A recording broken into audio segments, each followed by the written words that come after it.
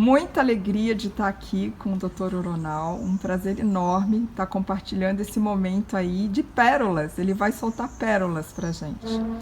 E Uronal, eu queria muito que você dissesse pra gente por que carboidrato faz mal à saúde.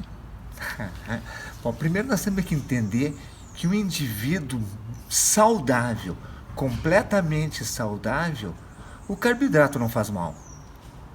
O que acontece é que a sociedade está nos deixando cada vez com menos saúde. E à medida que a gente vai perdendo saúde, as nossas células vão sofrendo. E ao sofrer as nossas células, elas começam a entrar num processo problemático. E o corpo entra num nível de inflamação mais elevado. Então, perde saúde e aumenta a inflamação. E toda a inflamação é a base de todas as doenças. Tudo que tu imaginar, pressão alta, diabetes, dor nas costas, tudo é inflamação. O que mais aumenta a inflamação? Cortisol, do estresse, e a insulina. E quem é que produz insulina? O pâncreas. E por que o pâncreas produz insulina? Por causa do carboidrato. Então, toda vez que a gente comer carboidrato, o pâncreas produz insulina. Essa insulina aumenta a inflamação aumenta as dores, aumenta a pressão, aumenta a depressão, aumenta todos os sintomas. Então, aqueles carboidratos que eram bons, passam a ser ruins.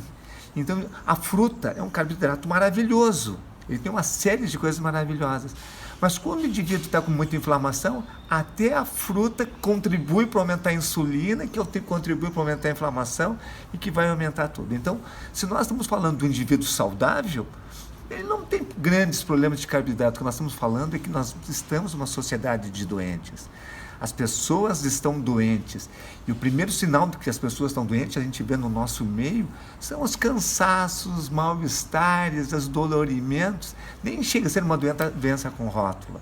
Então, o que nós precisamos, se eu quero melhorar a minha saúde, eu preciso diminuir a inflamação. Para diminuir a inflamação, eu preciso diminuir a insulina. Para diminuir a insulina, eu preciso diminuir os carboidratos. Então, num primeiro momento, talvez até os carboidratos ótimos teriam que ser cuidadosamente separados para que diminua a inflamação, recupere a função do pâncreas e comece o processo de regeneração do corpo. Mas, Uronal, então, adorei essa colocação perfeita. Mas aí, vamos complementar? Me diz agora quais são os piores carboidratos. Eu chamo os carboidratos assim, os carboidratos ótimos, que é a classe 1, e os carboidratos horríveis, que é a classe 10. Carboidrato horrível é aquele que nunca faz nenhum bem para o corpo. Dentro dele nós temos todos os açúcares. Não faz bem, não serve para o corpo, não ajuda a nada. Nós temos as farinhas refinadas. Não ajudam nada, elas só servem de calorias vazias. Nós temos a batata inglesa.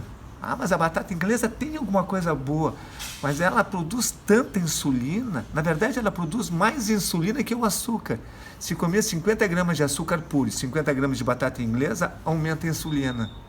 E não tem tanto benefício assim, as fibras estão tão pequenas que uma folha de alface tem mais fibra do que comer uma batata inglesa. Então esses são os horríveis. E desses horríveis tem alguns que são extremamente agressivos, que são as farinhas de trigo. Todos nós temos algum grau de intolerância à farinha de trigo. Alguns têm muita intolerância, que é a doença celíaca. Outros têm menos intolerância e dizem até que não tem intolerância. Mas todo mundo tem um pouquinho. Então, não ajuda nada. Vai lá machucar nossas paredes intestinais, criando inflamação intestinal, aumentando a inflamação do corpo. Então, eu diria assim, o indivíduo saudável não deveria comer. Se comer, não faz tanto mal. Mas o indivíduo doente, esse sim, se comer, está te dando uns tiros no pé. Sim. E aí você vem para, por exemplo, chuchu, abobrinha, abóbora, todas as folhas, tudo isso, assim, eu como química considero carboidratos. Sim.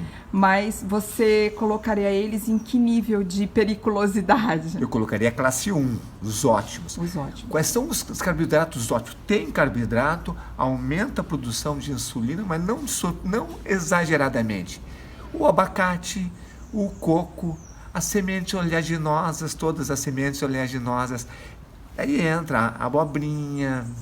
O chuchu tem um pouquinho mais de carboidrato, já deixaria ele na segunda classe. Quem é que eu coloco na segunda classe? As raízes magras, aipim, rabanete. Terceira classe, as raízes mais doces. Aí entra a cenoura, entra a batata doce, a beterraba. E daí depois desses vem as frutas, a quarta classe. Mas eu divido as frutas em duas classes. A classe das frutas mais azedas, onde eu coloco preferencialmente as frutas silvestres, aquela que Deus criou, não as frutas que foram estimuladas pela engenharia genética humana, mas as frutas. O moranguinho é um modelo de fruta não tão doce, o problema do moranguinho agrotóxico. E depois as frutas doces. Né? As frutas doces vêm aquelas mais comuns, a banana, como por exemplo. E daí termina os carboidratos, vamos dizer assim, ótimos ou bons. Porque esses carboidratos o nosso corpo está acostumado a usar. Na época que nós éramos coletadores, eu estou falando de 1, 2, 3 milhões de anos, os nossos ancestrais coletavam as frutas silvestres e tal. Coletavam raízes, coletavam folhas e tal, e comiam e tal. Os grãos, que seriam depois a quinta classe, a sexta classe, eu dividiria em duas partes. As leguminosas do feijão, daí entra todas aquelas que vêm em vagem, e depois os grãos em geral, que só foram começar a ser usados de rotina há 10 mil anos. Ou seja, numa evolução de 3 milhões de anos, nós ficamos 2.990.000 anos coletando coisas que estavam na natureza. 10 mil anos para cá, nós começamos a plantar. O nosso código genético, o nosso genoma não está completamente adaptado a isso. Então, os grãos podem ser, mas tem que ter muito cuidado quando abusa dos grãos. E depois, quando os grãos se transformam em farinhas, daí entra a tapioca, fubá, farinha de milho, farinhas sem glúten. Eu coloco como um nível mais baixo de carboidrato e que deve ser ingerido com parcimônia e não no dia a dia. Vou comer um pão de queijo, come. Eu vou comer pão de queijo todas as refeições. Não é assim, não é esse o caminho. Então, é por aí. Gostei. Eu acho que deu um bom norte, uma boa referência para a maioria das pessoas. Os saudáveis têm mais chave, né, de acesso. E os que não são tão saudáveis têm que ficar muito antenados, têm que aumentar a sua lucidez para desinflamar e passar a ser saudável. Muito obrigada. Namastê. Mais uma pérola. Obrigado pela oportunidade de falar com o teu público, que é enorme e um público muito bem esclarecido. Gratidão. Obrigado.